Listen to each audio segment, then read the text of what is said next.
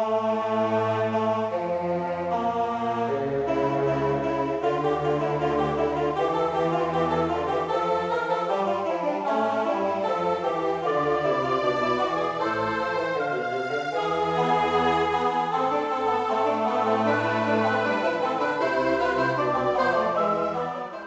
this is a quick addendum to the 1 Thessalonians 1:3 video about subjective and objective genitive. You can't find the teaching on this in Christendom. You have to look in Greek classical, among the Greek classical teachings, etc., to find it, because it's about Greek. It's technical about Greek. My pastor spent about 2 years explaining it from about the year 2000 to 2002.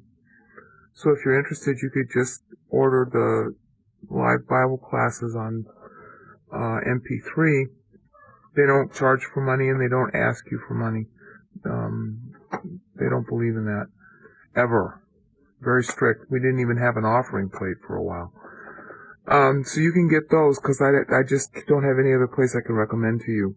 You might try also going to Tufts at Perseus and looking up some stuff in this, but apparently there's not a lot said about it anymore, but it's an extremely important rhetorical style in the Bible, used an awful lot. There are basically 3 kinds of genitive in this genre. There's subjective genitive, where the object, or the noun in the genitive case, is doing the action of the noun that it references. Sometimes a verbal, sometimes a participle used as a noun. Then there's the objective genitive, where the item in the genitive case is the object of the verbal action in the noun or verbal noun or participle, etc. There's a third one called the Plenary Genitive, which encompasses both meanings at once. And in Greek drama, you're only allowed to use one or the other meaning, but you can use the plenary. So the plenary will be even more dramatic, and it works like a circle.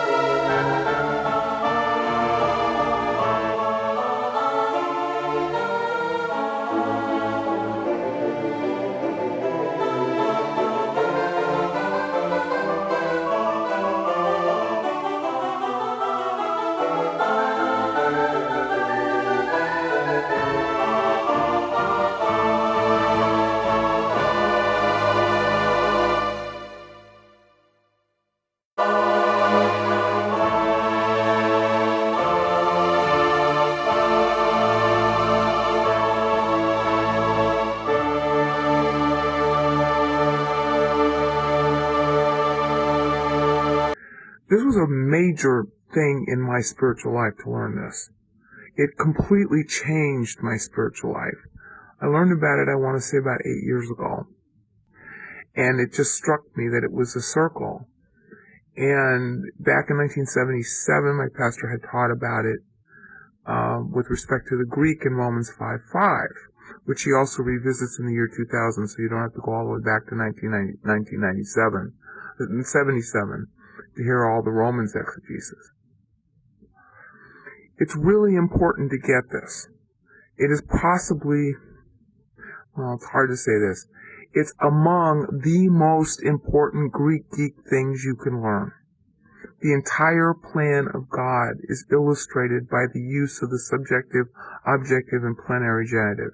Romans 5:5 uses it, Ephesians 3:15 through 19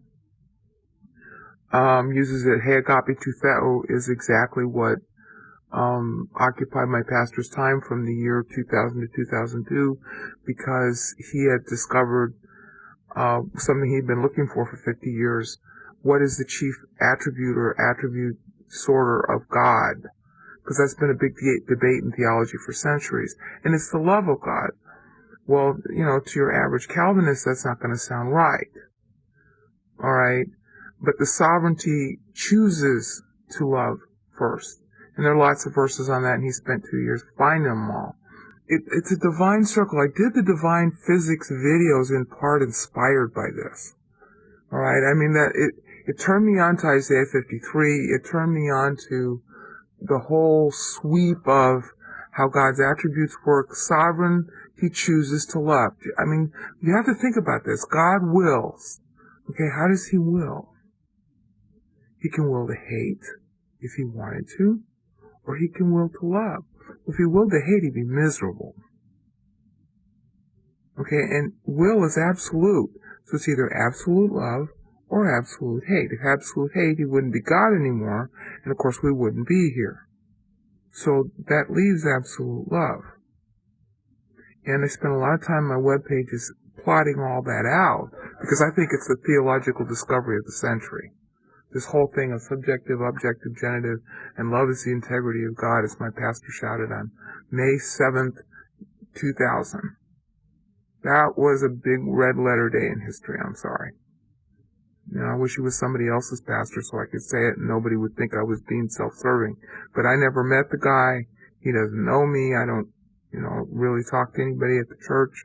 I've known a few of them over the years, but I keep to myself. So pretend I'm not under him. Alright? This is important. So all I can say is if you never learn any Greek but this, learn it.